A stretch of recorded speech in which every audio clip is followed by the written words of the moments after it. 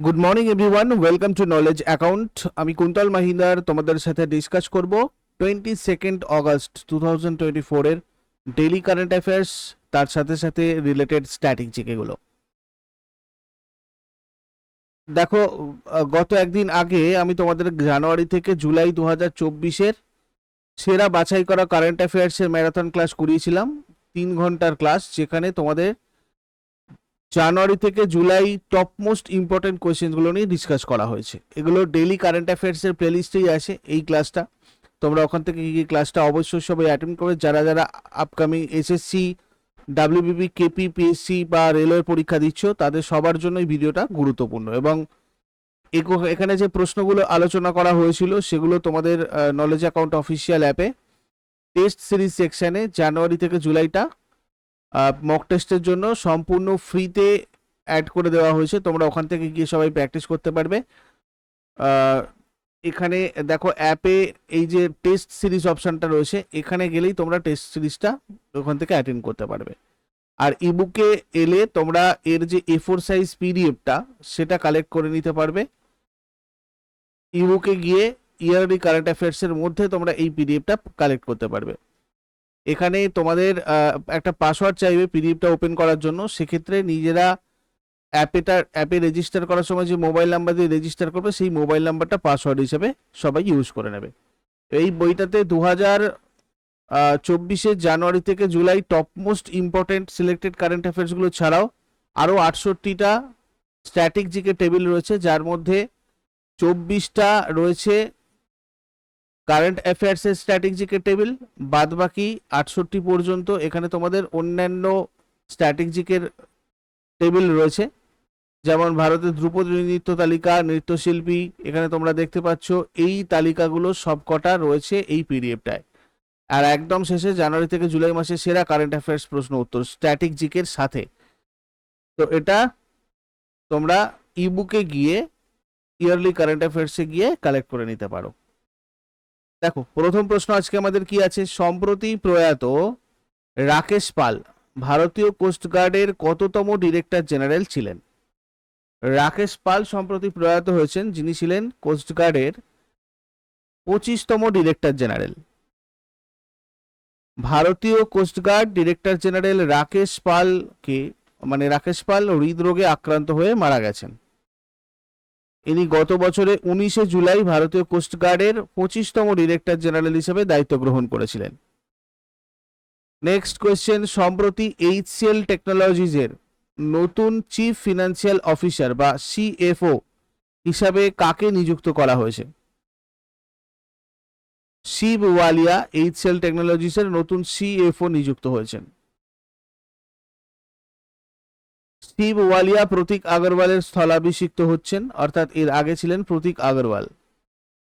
Next কোয়েশ্চেনে যাওয়ার আগে সবাইকে আমি বলে দিই, পিএসসি ক্লার্কশিপ যারা প্রস্তুতি নিচ্ছ, তারা আমাদের অ্যাপে 20টা set mock test with solution দিতে পারো। এটার জন্য এনরোল করার জন্য তোমরা আমাদের অ্যাপের টেস্ট সিরিজ অপশানে চলে যাবে, ওখান থেকে তোমরা এটা এনরোল করতে পারবে একদম মিনিমাম প্রাইসে।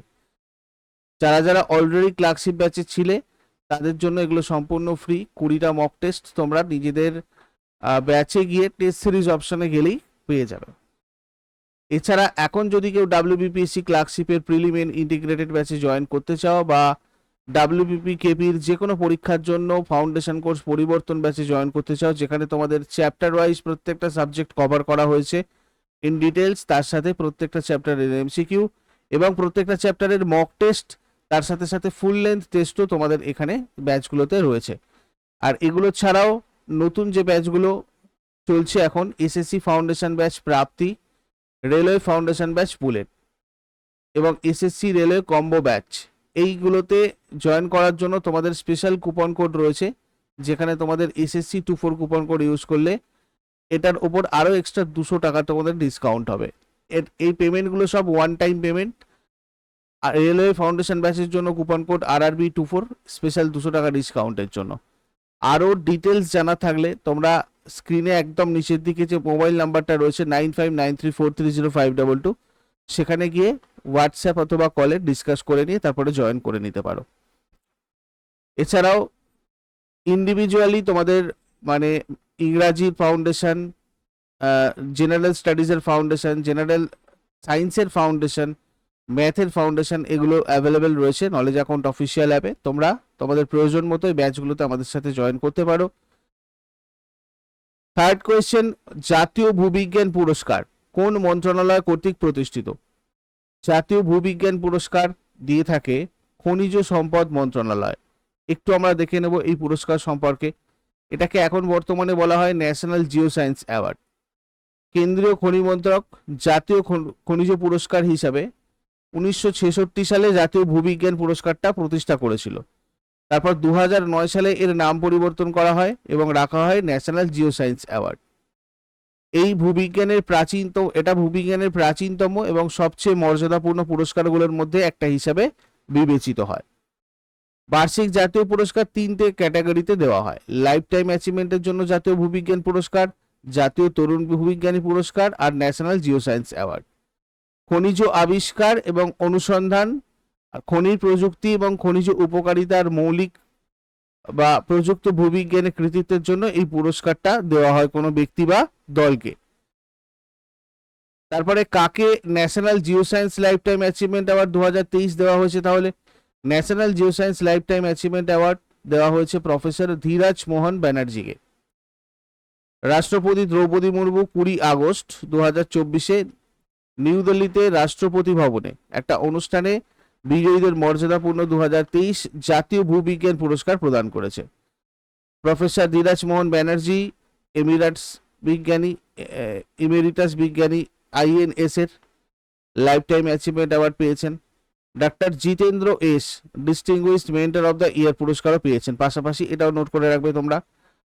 2023 জাতীয় ভূবিজ্ঞান পুরস্কার বিজয়ী আমরা এক নজরে যদি দেখি, লাইফ টাইম অ্যাচিভমেন্ট 2023 জন্য জাতীয় ভূবিজ্ঞান পুরস্কার তাহলে পেয়েছেন অধ্যাপক ধীরাজ মোহন ব্যানার্জি। আর national young geo scientist award 2023 পেয়েছে ডক্টর আশুতোষ পান্ডে, পন্ডিচেরি বিশ্ববিদ্যালয়ের সহকারী অধ্যাপক। এবং ন্যাশনাল জিও সায়েন্স অ্যাওয়ার্ড যদি দেখি আমরা খনিজ আবিষ্কার অনুসন্ধান, ঠিক আছে। আচ্ছা, তারপরে কোন দেশ অষ্টম ফিফা অনূর্ধ্ব 17 মহিলা বিশ্ব 2024 আয়োজন করেছে? মহিলা বিশ্বকাপ আন্ডার 17, ফিফা আন্ডার 17 মহিলা বিশ্বকাপ 2024 আয়োজন করেছে ডোমিনিকান রিপাবলিক।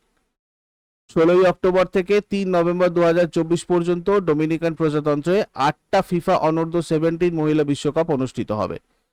ভারত 2022 সালে সপ্তম ফিফা অনূর্ধ্ব 17 মহিলা বিশ্বকাপের আয়োজন করেছিল এবং ফাইনালে কলম্বিয়াকে হারিয়ে স্পেন চ্যাম্পিয়ন হয়েছিল। এখানে তোমাদের আমি পুরো 2008 সালে নিউজিল্যান্ডে 17 বছরে কম বয়সী মেয়েদের জন্য ফিফা দ্বারা প্রথম ফিফা অনূর্ধ্ব 17 মহিলা বিশ্বকাপের আয়োজন করা হয়েছিল এবং প্রথম বছর জিতেছিল উত্তর কোরিয়া, যারা ফাইনালে মার্কিন যুক্তরাষ্ট্রকে হারিয়ে জিতেছিল। আর প্রত্যেক 2 বছর ছাড়া ছাড়া এটা হয়। 2025 থেকে 2019 সাল পর্যন্ত মরক্কোতে বার্ষিক বিশ্বকাপ হওয়ার কথা ঘোষণা করা হয়েছে ফিফা দ্বারা। ফিফা একটা ওয়ার্ল্ড গভর্নিং বডি, যেগুলো মানে পুরুষ আর মহিলা ফুটবল যে টুর্নামেন্টগুলো হয় সেগুলোকে অর্গানাইজ করে। এর হেডকোয়ার্টার সুইজারল্যান্ডের জুরিখে রয়েছে আর এর প্রেসিডেন্ট রয়েছেন বর্তমানে গিয়ানি ইনফান্তিনো। ফিফা অনূর্ধ্ব 17 নারী বিশ্বকাপ কত বছর পর অনুষ্ঠিত হয়? প্রত্যেক 2 বছর ছাড়া ছাড়া এটা হয়, কিন্তু 2025 থেকে 2025-19 এই সময়টা থেকে এটা মরক্কোতে বার্ষিক অনুষ্ঠিত হবে। তারপরে রিও হলাং ধরকে ডোমিনিকান প্রজাতন্ত্রে অনুষ্ঠিত হতে যাওয়া অষ্টম অনূর্ধ্ব 17 মহিলা বিশ্বকাপের সহকারী রেফারি হিসাবে নির্বাচিত করা হয়েছে। ইনি কোন রাজ্যের বাসিন্দা? ইনি মেঘালয়ের বাসিন্দা। বিশ্ব ফুটবলের নিয়ন্ত্রক সংস্থা ফিফা মেঘালয়ের রিও হলাং ধরকে ডোমিনিকান প্রজাতন্ত্রে অনুষ্ঠিত হতে যাওয়া অষ্টম অনূর্ধ্ব 17 মহিলা বিশ্বকাপের সহকারী রেফারি হিসাবে নির্বাচিত করেছে। ফিফা অনূর্ধ্ব 17 মহিলা বিশ্বকাপের সহকারী রেফারি হিসাবে উভেনা ফার্নান্দেসের পর 34 বছর বয়সী রিও হলাং ধর দ্বিতীয় ভারতীয়। উভেনা ফার্নান্দেস জর্ডানে অনুষ্ঠিত পঞ্চম ফিফা অনূর্ধ্ব 17 মহিলা বিশ্বকাপ 2016-তে একজন সহকারী রেফারি ছিলেন। তারপরে কোন দেশ নবম ICC মহিলা T20 বিশ্বকাপের আয়োজক দেশ হবে? দেখো এখানে সংযুক্ত আরব আমিরাত আর বাংলাদেশ, অ্যাকচুয়ালি কি হয়েছে, বাংলাদেশের রাজনৈতিক অস্থিরতা চলছে এখন, তো সেই কারণে আন্তর্জাতিক ক্রিকেট কাউন্সিল নবম আইসিসি মহিলা টি-20 ক্রিকেট বিশ্বকাপ বাংলাদেশ থেকে সংযুক্ত আরব আমিরাটে স্থানান্তরিত করেছে। বাংলাদেশ এখনও টুর্নামেন্টের হোস্ট কান্ট্রি থাকলেও সবকটা ম্যাচ কিন্তু সংযুক্ত আরব আমিরাটসে হবে। আইসিসির মতে সূচি বা টুর্নামেন্টের ফিচারে কোনো পরিবর্তন হবে না, এটা 3 থেকে 20 অক্টোবর পর্যন্তই হবে। সংযুক্ত আরব আমিরাটে দুবাই আর শারজায় মোট 23টা ম্যাচ অনুষ্ঠিত হবে। আমরা যদি এর হোস্ট ইয়ারগুলো দেখি, লাস্ট এইগুলো একটু তোমরা মনে রাখবে। 2026-এ এটা ইংল্যান্ডে হবে, 2024-এ বাংলাদেশ আর ইউএইতে হবে এই জায়গাটা, আর এর আগের বারে 2023-এ হয়েছিল সাউথ আফ্রিকা। ব্যাস এইটুকু মনে রাখলে তোমাদের এখানে চলে যাবে। যেখানে জিতেছিল অস্ট্রেলিয়া, সাউথ আফ্রিকা হেরেছিল। আর প্রথম সংস্করণ 2009 হয়, ইংল্যান্ডে হয়েছিল, ইংল্যান্ড জিতেছিল, নিউজিল্যান্ড হেরেছিল। তারপরে নবনির্মিত ভারতীয় coast guard maritime rescue coordination centre কোথায় অবস্থিত? এটা রয়েছে তোমার চেন্নাইয়ে। নতুন ভারতীয় coast guard maritime rescue coordination centre চেন্নাইতে উদ্বোধন করেছেন প্রতিরক্ষা মন্ত্রী শ্রী রাজনাথ সিং। এমআরসিসির লক্ষ্য সামুদ্রিক উদ্ধার অভিযানের সমন্বয় আর কার্যকারিতা উন্নত করা, বিশেষ করে দুর্দশাগ্রস্ত নাবিক এবং জেলেদের জন্য। তারপরে কোন দেশের স্বাস্থ্যমন্ত্রী কলেরাকে মহামারী ঘোষণা করেছেন? কলেরাকে মহামারী হিসেবে ঘোষণা করলেন রিসেন্টলি সুদানের স্বাস্থ্যমন্ত্রী। সুদানের রাজধানী খার্তুম, মুদ্রা সুদানিস পাউন্ড। মহাদেশ আফ্রিকা, অর্থাৎ আফ্রিকা মহাদেশের একটা দেশ এই সুদান। অফিসিয়াল ল্যাঙ্গুয়েজ আরবি, ইংরাজি। আর এই কলেরা একটা ব্যাকটেরিয়া দ্বারা সৃষ্ট রোগ, এটা দূষিত খাবার আর জলের মাধ্যমে ছড়ায়। সঠিকভাবে রান্না করা খাবার খেলে এবং ফোটানো জল পান করলে এটা প্রতিরোধ করা যায়। ব্যাকটেরিয়ার নাম হচ্ছে ভিব্রিও কলেরি, যার দ্বারা এই ব্যাকটেরিয়া রোগটা হয়। জল পান করে বা ব্যাকটেরিয়া দ্বারা দূষিত খাবার খেয়ে কেউ সংক্রামিত হতে পারে এই রোগে। অন্ত্রটা, আমাদের মানব দেহের অন্ত্র এই কলেরা রোগে আক্রান্ত হয়। তারপরে খাদ্য আর জলের নিরাপত্তা বৃদ্ধির জন্য উন্নত সায়ানাইড সেন্সর কোন প্রতিষ্ঠানটি তৈরি করেছে? উন্নত সায়ানাইড সেন্সর তৈরি করেছে কেরালা বিশ্ববিদ্যালয়। ডাক্তার রবি কুমার কানাপার্থির নেতৃত্বে কেরালা কেন্দ্রীয় বিশ্ববিদ্যালয়ের একটা গবেষণা দল পানীয় জল আর খাদ্যের নিরাপত্তা উন্নত করার জন্য একটা উন্নত সায়ানাইড সেন্সর তৈরি করেছে। সায়ানাইড কি? কিছু উদ্ভিদ এবং ফলে পাওয়া একটা বিষাক্ত পদার্থ।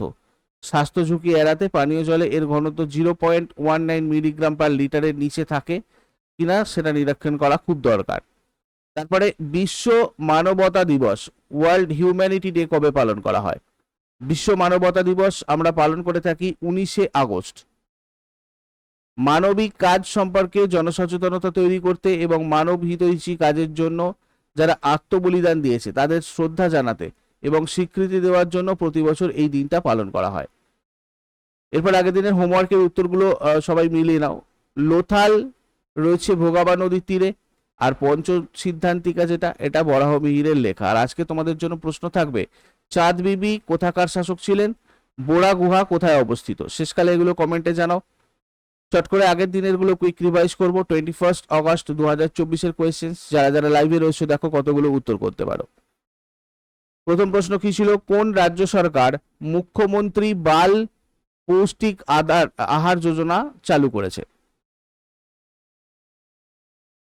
তো এটা চালু করেছে হিমাচল প্রদেশ সরকার।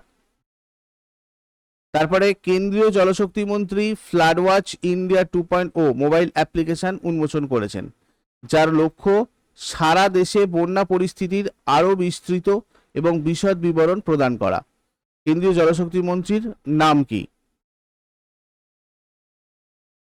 CR পাতিল। কেন্দ্রীয় সরকার একটি এআই ভিত্তিক NPSS প্ল্যাটফর্ম চালু করেছে, যা কৃষকদের তাদের ফোন ব্যবহার করে কীটপতঙ্গ নিয়ন্ত্রণ করতে, কৃষি বিজ্ঞানী এবং বিশেষজ্ঞদের সাথে সংযোগ করতে সাহায্য করবে। এই NPSS প্ল্যাটফর্মে পি বলতে কি বোঝায়? এই NPSS প্ল্যাটফর্মে পি বলতে বোঝানো হয় পেস্ট। তারপরে কোন রাজ্য সরকার ৭৮তম স্বাধীনতা দিবস উপলক্ষে মুখ্যমন্ত্রী যুব উদ্যম বিকাশ অভিযান যোজনা চালু করেছে? এটা করেছে উত্তরপ্রদেশ। 2024 সালে সান সেবাস্টিয়ান ফিল্ম ফেস্টিভ্যালে ডোনোস্টিয়া পুরস্কারে কে সম্মানিত হবেন? Pedro Almodovar. Pedro Almodovar. Wing commander Vernon Desmond Keane তার ব্যতিক্রমী বীরত্ব আর সাহসিকতার জন্য কোন পুরস্কারে ভূষিত হন? শৌর্য চক্র।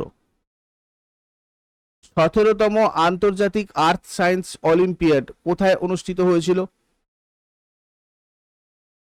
চীনের বেইজিং এ। ভারত এবং কোন দেশের মধ্যে যৌথ সামরিক প্রশিক্ষণ মহড়া মিত্র শক্তি আয়োজিত হচ্ছে? শ্রীলঙ্কা। সম্প্রতি কে এমপ্লয়িজ স্টেট ইন্স্যুরেন্স কর্পোরেশনের মহাপরিচালক হিসেবে দায়িত্ব গ্রহণ করেছেন? অশোক কুমার সিং। কোন দিনটি বিভাজন বিভীষিকা স্মৃতি দিবস হিসাবে পালিত হয়? 14ই আগস্ট। এগুলো ছিল তোমাদের আগের দিনের প্রশ্ন। ইউজফুল বলে মনে হলে অবশ্যই সবাই লাইক করে যেও, বন্ধুদের সাথে শেয়ার করো। আর যারা নতুন রয়েছে প্রতিদিন সকাল 6টার সময় ডেইলি কারেন্ট অ্যাফেয়ার্সের আপডেটের জন্য নলেজ অ্যাকাউন্টকে সাবস্ক্রাইব করে বেল আইকন প্রেস করে অলে ক্লিক করে নাও। নলেজ অ্যাকাউন্ট আমাদের টেলিগ্রাম চ্যানেলের নাম। টেলিগ্রামে তোমরা যুক্ত হয়ে যাও পরবর্তী ক্লাসগুলো কখন কি হবে তার আপডেট পাওয়ার জন্য। Thank you so much. Take care. Have a great day.